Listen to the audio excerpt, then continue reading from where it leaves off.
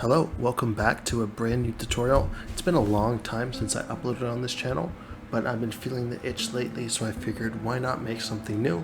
And I've been on a chess grind, so I figured why not make a tutorial on how to make a very basic chess game in Python. So that's exactly what we are going to do, and I'm going to give you a very quick demo of what we're going to be creating today. So this is not a robust chess engine. We're not making Stockfish or anything. This is just going to be a super basic chess game that you can play locally with a friend if you are fortunate enough to have one. So as you can see here, we're in our terminal. We've got our board here with our rows numerated from 1 to 8 and our files or columns numerated from A to H. So let's say we want to just play our classic opening, and we want to play the piece on square E2 to the piece on square E4. You can see that our pawn on E2 moves to E4. Now it's black's turn, right? So let's say we want to play E7 to E5. Okay, and now we can play knight G1 to F3, and so on and so forth. And we can play a whole chess game this way. So this is what we're going to be developing today. I'm going to take you step by step through the process, show you exactly what we need to do, all the code we need to write, and hopefully you learn something along the way. So let's get into it.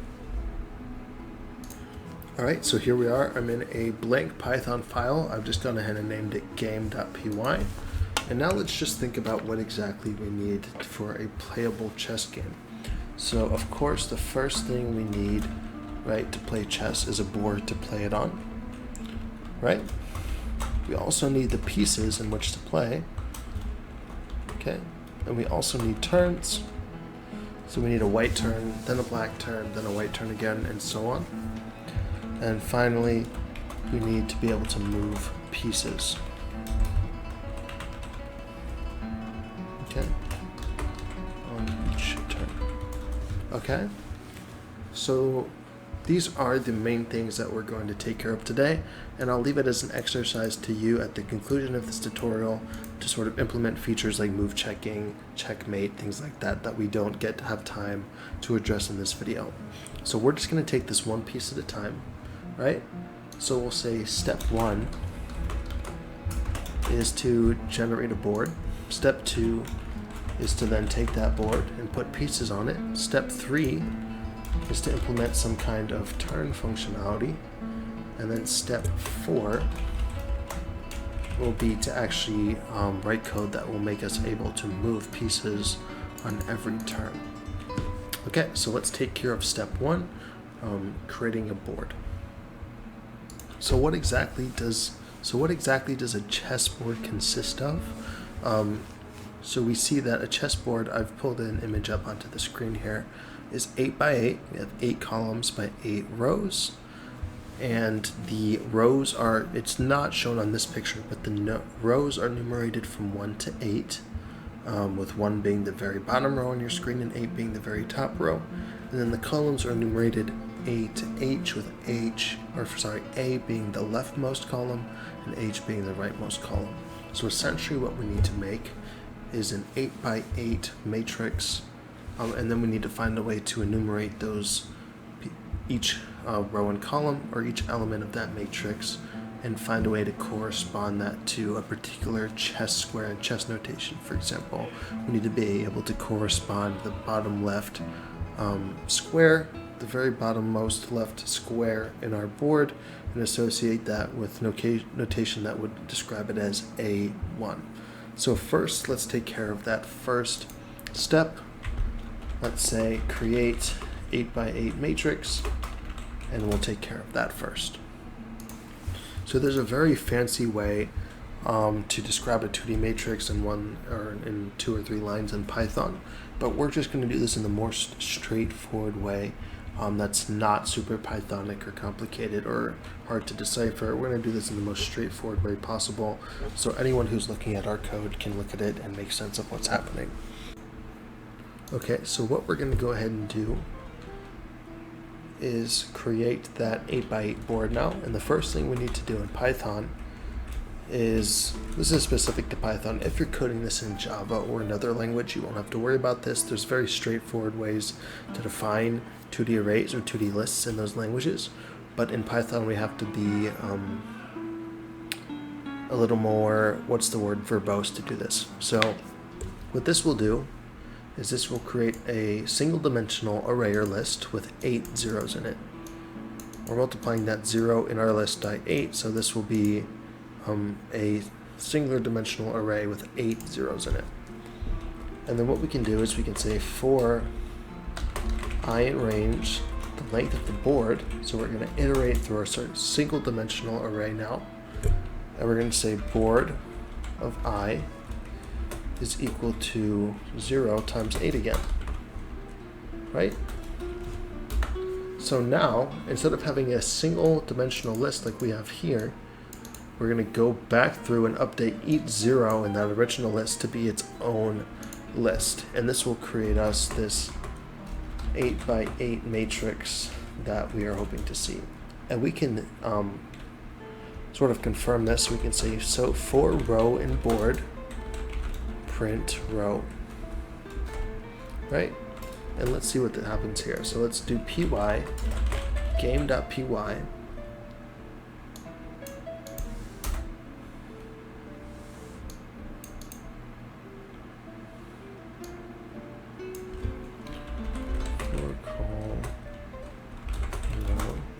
print call and is equal to just a space, and we'll print an empty line, and then let's try this again.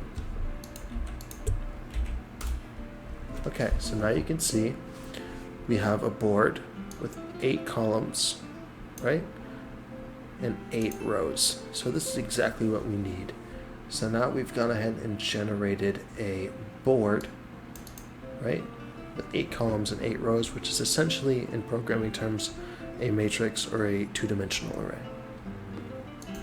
Okay, right? And as we showed in the demo, we want the player to be able to say,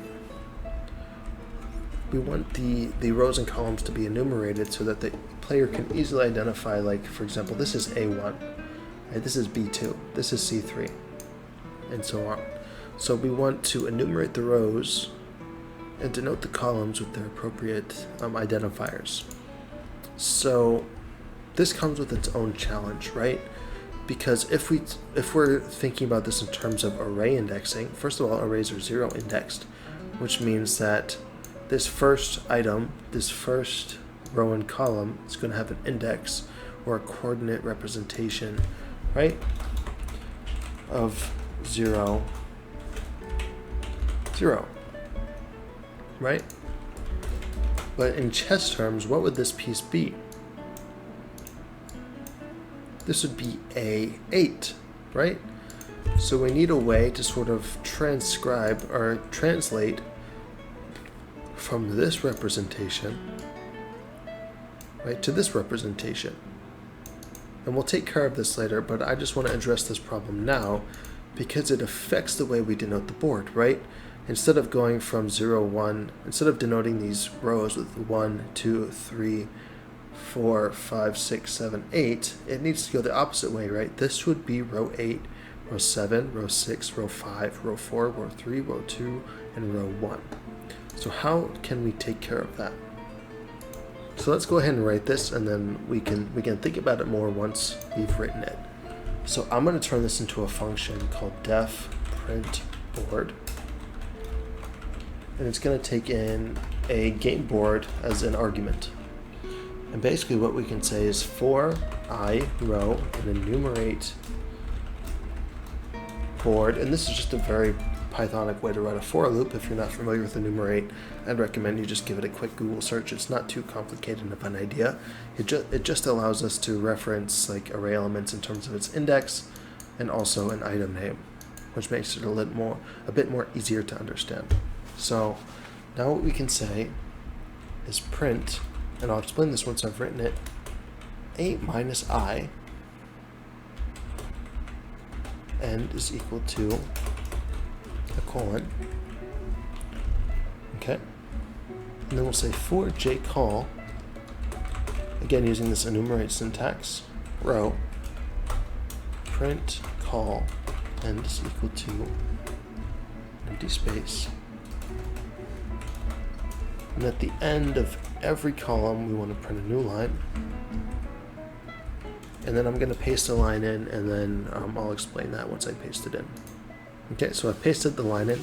So let's go ahead and now let's come to the end of our program here, or source code, and call print board and pass it our board array, which we've created here. Right, so let's go ahead and say, first let's clear the console and say this. Okay, and let me fix one thing. I'm simply going to make this, instead of having this populated with zeros, let's just say that each piece will be 2 empty spaces like that, and I believe that will fix the spacing here. So let's clear the console again, pygame.py, and just to make this a little clearer, actually let's make this 2 underscores and do the same thing.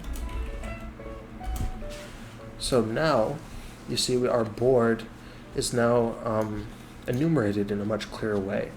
So first of all, what this 8 minus I is doing, right? Remember, arrays are 0 indexed, which means that the first row, the first element of this array, which is a subarray, has an index of 0, right? So we're saying 8 minus I, and on the first row, I is going to be 0. So we're saying 8 minus 0 here, and printing that in front of the row itself. So that's why 8 is here, then 7, then 6, and so on. So hopefully you get the idea there. And then we're printing the columns in those rows with just some spacing. And at the end of the row, we're printing a new line. And here at the end, this is just something I didn't want to work out on the video because I felt like it would waste time. But essentially what we're doing is just printing the files A to H at the bottom of our board here. And these numbers will change based on how you want to sort of style your board and what you want to represent, like an empty square or a filled square at. But I will let that be up to you. But for the example, if you just want to follow along, it will be 3 followed by 2s for the rest of the letters. Okay, so now we've taken care of our first step that we wanted to here, right? We've generated a board, and now we have this print board function, which neatly prints out in an enumerated fashion each row and column of our board with its appropriate chess notation, right? So this square now, instead of secretly behind the scenes being referenced to as 0, 0, now the player can easily see, okay, right, this square is A1. Okay, so now let's take care of step 2, right? We've created our board. Now let's go ahead and take care of our pieces. Now there's a couple ways we could approach this, but the way that made most sense to me and the way that I think is best for beginners, particularly to introduce you to the idea of a few different data structures, is why don't we store the name and location of each of our pieces in what's called a hash table, right? So a table is probably imagine what you'd imagine if you've not been introduced to the idea of a hash table before. So it's basically like a 2-column table, right? We have X and we have Y. That makes sense. So let's say like 0 can represent 1, 1 can represent 2, 2 can represent 3, and so on. So this is basically the sort of normal representation of a hash table, right? It's just a table, right? Where you have this left column and this right column, right? So in the hash table notation, we refer to this left or this X as a key. So 0 would be our key, and 1 would be our value, right? So essentially a hash table is just a series of key value pairs, right? 0 is our key, 1 is our value, so our key value pair would be 0, 1. And that's the general idea of a hash table, and it gives us a few technical advantages in terms of efficiency, but I don't think that's important right now. I think what's important is just the general idea of what a hash table is. It's literally just a table with a key and a value. Okay? So we're going to create one of these hash tables for our pieces. And I'm just going to paste this in because I think it would be tedious to actually write it in ourselves, and then I'll explain it once I've pasted it in. Okay, so I've just pasted in one for now. We're actually going to create 3 of them, and I'll explain each of their purposes. But I just want to make sure that the viewers understand, or you guys understand, just the general idea of this hash table. So like I said, a hash table is just a series of key value pairs. So we're creating an object with these curly braces, and what's in quotation marks is our key, right? So WP is a key, WN is a key, WB is a key, and so on. And then our values are, again, these 2-dimensional arrays where each element of our array is a tuple, and these correspond to coordinates in our matrix that we created here. So white pawns, right? So this stands for white pawn. Where do the white pawns exist? Right? If we think about this in matrix notation, right, it's 0 index, so this would be the 0, 1, 2, 3, 4, 5, 6th row, right? If you count down from the top, and they fill the entirety, they fill all the columns of our 6th row, right? So we're saying the row here, right? Let me pull this off the screen. So 6 represents our row for our white pawn key value pair. And then this 0 represents the first column, second column, third column, all the way to the end. Right, so hopefully this makes sense, and it's the same idea for our knights, bishops. We're basically just corresponding the pieces' locations to their coordinates on our matrix. Okay, so the white pawns exist on all these coordinates, the white knights appear on all these coordinates, white bishops appear on these coordinates, and so on. So hopefully that makes sense. And we're going to do the same thing for our black pieces, and then also one other thing which I'll explain once I paste it in. Okay, so like you see, we have the same idea for the black pieces, and I'll leave that to you to fully just map that to our actual chessboard. And then we have this call map, right? So as we wrote here, we want a way to sort of translate this notation, right? We want a way to translate 0, 0 in our matrix to the chess notation A8. Right, so we need a way to substitute this A for a coordinate value, and that's what this does. So A is our first column, B is our second column, and so on. So what this map allows us to do is very efficiently and quickly correspond some chess notation value, for example A8, to a coordinate value, and this will come in handy a little later.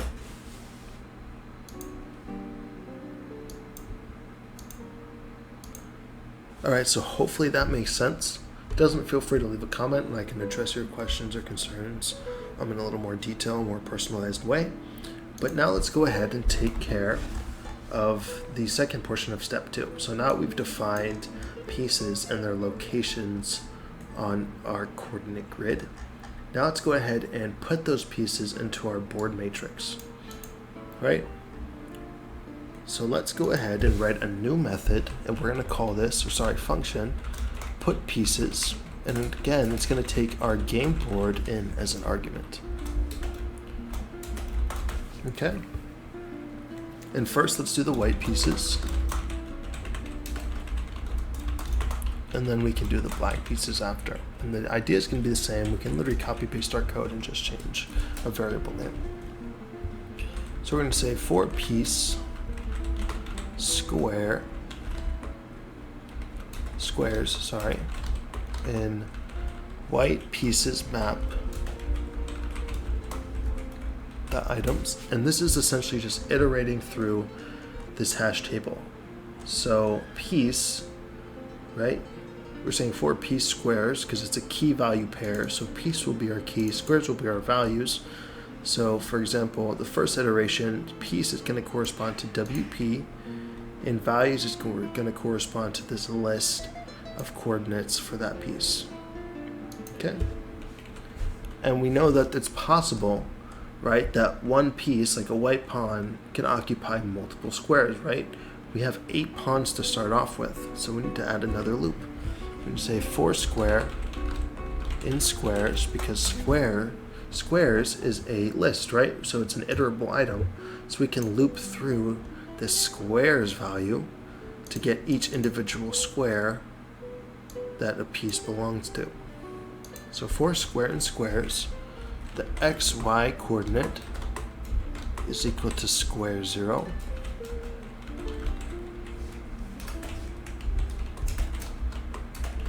square 1,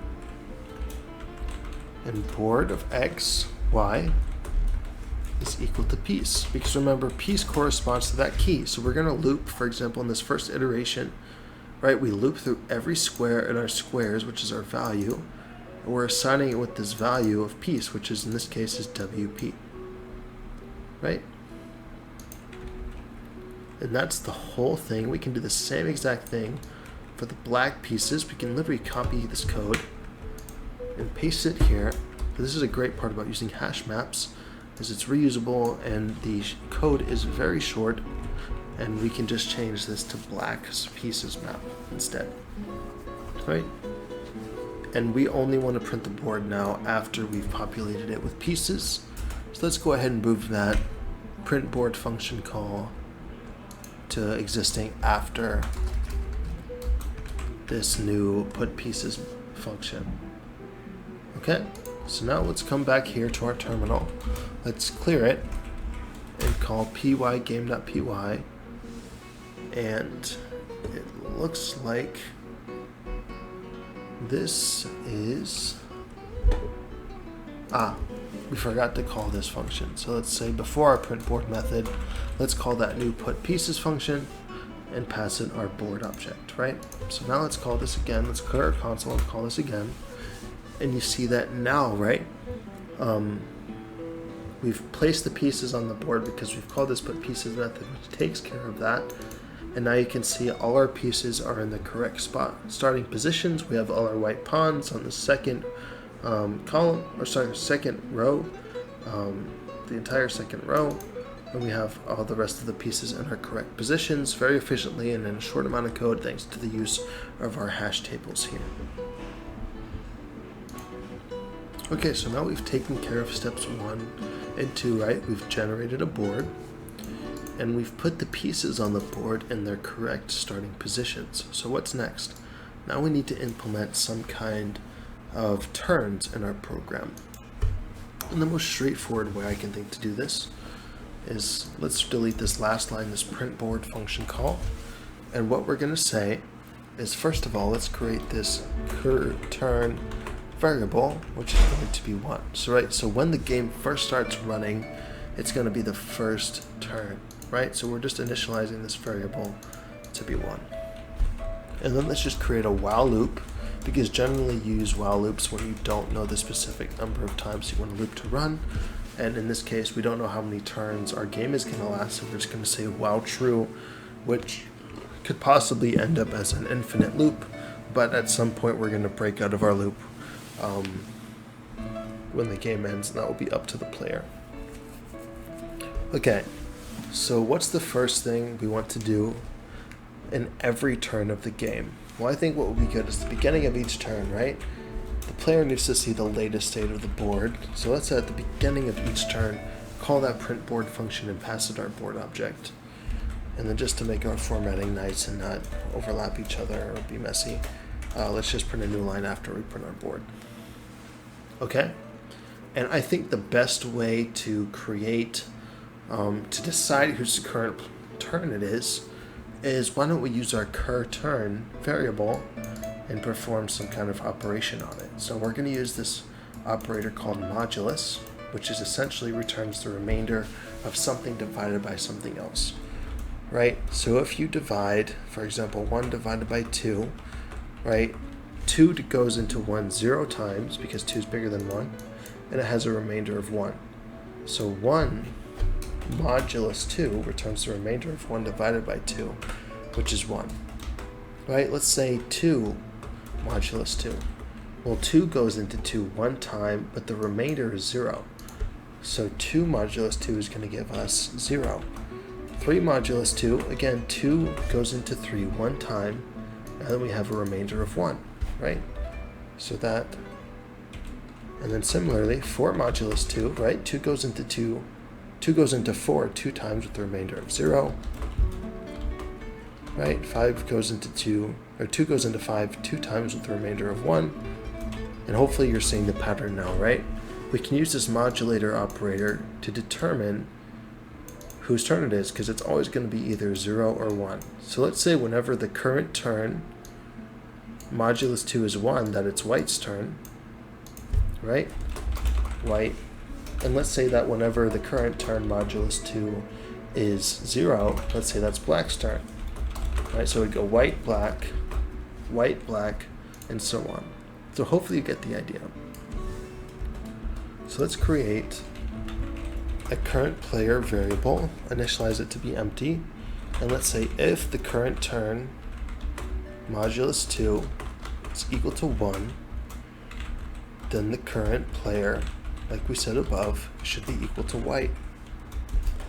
Otherwise, the current player should be equal to black. And then we want to say current turn is equal to 1.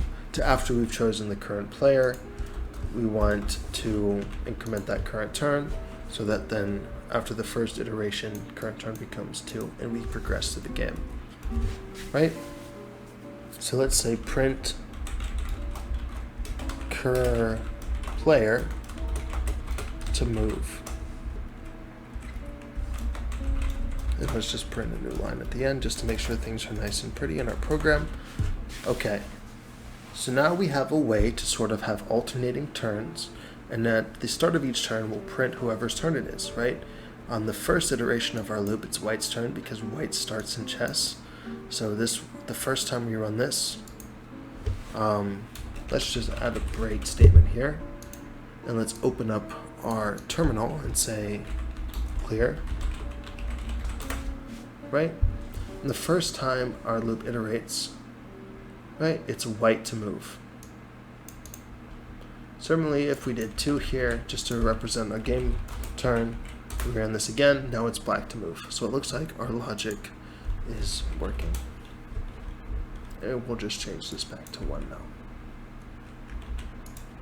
Okay, so now we've taken care of step 3, right? Which is turns. Right now we have a turn system which will determine whose turn it is to play and allow that player to make a move. So now let's actually, like we just said, allow that player to make a move on their turn and complete step 4, which is our final step, and say on each turn let's allow the player to move a piece from one square to the other. So as you saw in the demo, to implement this, first of all we need to know the square on which the piece they'd like to play. For example, if we call our method here, and let's just end it because it's an infinite loop right now. Let's say we want to play e2 to e4, right? What information do we need to make this move, or allow our player to make this move? We need to know the starting square of where they'd like to play, in this case e2, and we need to know where they'd like to play to, right? We want to play to e4, right? And one small thing I'd like to do is, instead of 2 underscores now, let's change this back to spaces, because I think it looks a little better now that we have some values in our board. Okay, right? So we need to get as input the starting square in chess notation, for example, e2, and the ending move in chess notation, for example, e4. And like we spoke about earlier, we need a way to translate that from coordinate systems to chess systems. In this case, we need to translate a8 to its appropriate notation, which would be 0, 0. Okay. So let's start by getting the starting and ending squares, right? So starting square, let's just call it that. Let's get input from the user. Enter the square whose piece you'd like to play. Okay. And now let's go ahead and say start x, start y,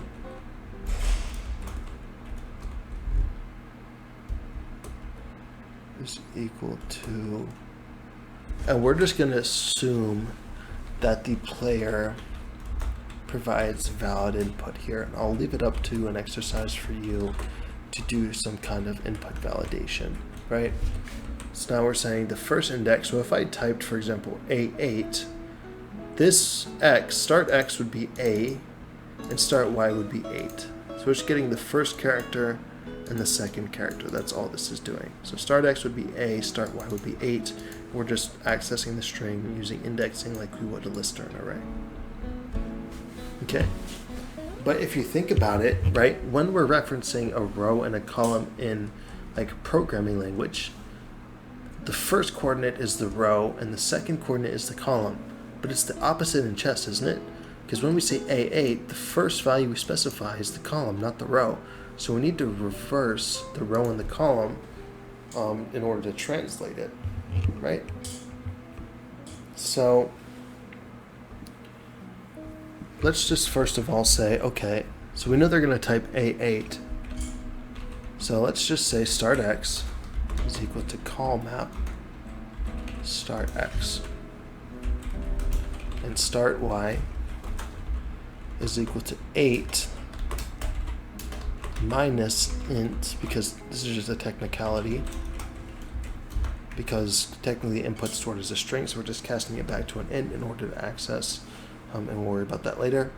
And then we're just going to start swap these values.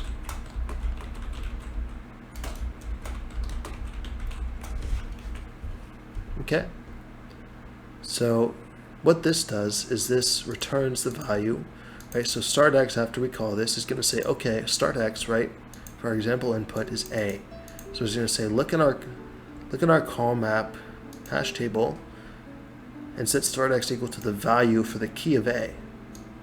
So start x after this line is going to be equal to 0. Because that's the value for the key of start x, which was originally A. And start y is equal to 8 minus, similar to the idea of when we printed our board here, right? The board starts at 8 and ends at 1, instead of starting at 0 and ending at 7. So that's why we're doing the 8 minus, right? So this is how we're translating, like we said up here, from A8 to 0, 0. Right? This is the whole transformation process we need to do. This takes care of everything.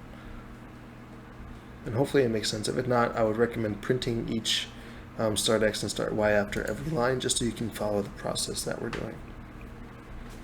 Okay? And similarly, we can do the exact same thing for our ending square. So I'm just going to paste in some code here. It's pretty much the exact same. I would just take a second to make sure that you're writing it in correctly.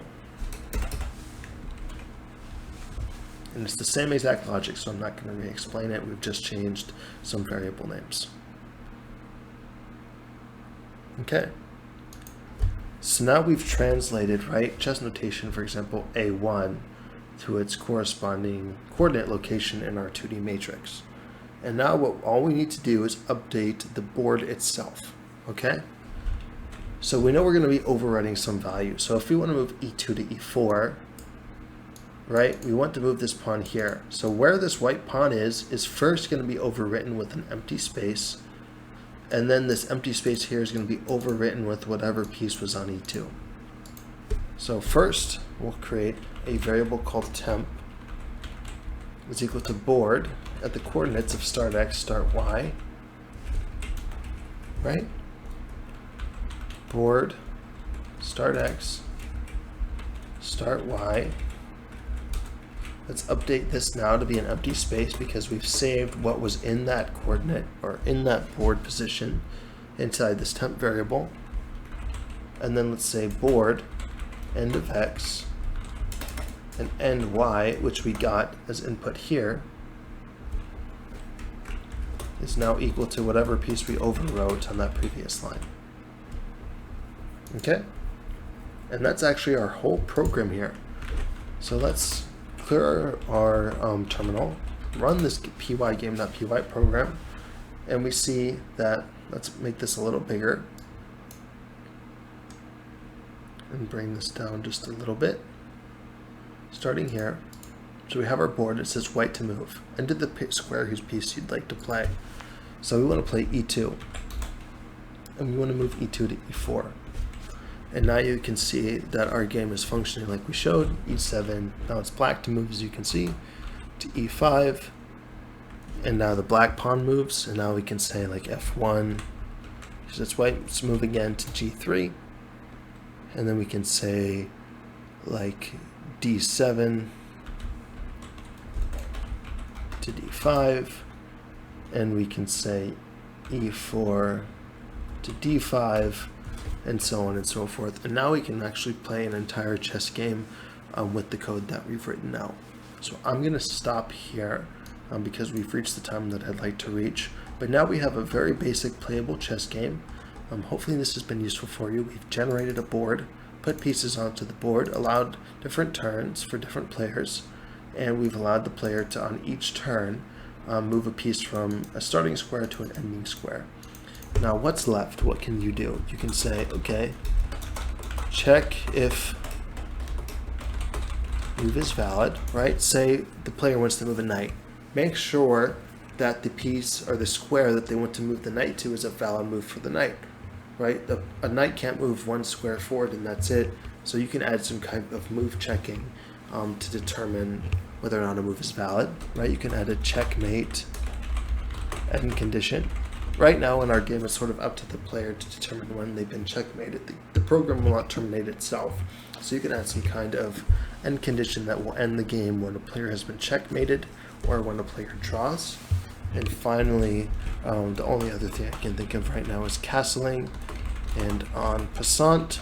So these are sort of two special cases. So you need to determine whether or not castling is a valid move given the context of the game, and whether or not en passant is a possible move given the history and context of a certain game. So we've completed this, and I'll leave it up as an exercise to you to complete the rest of this here.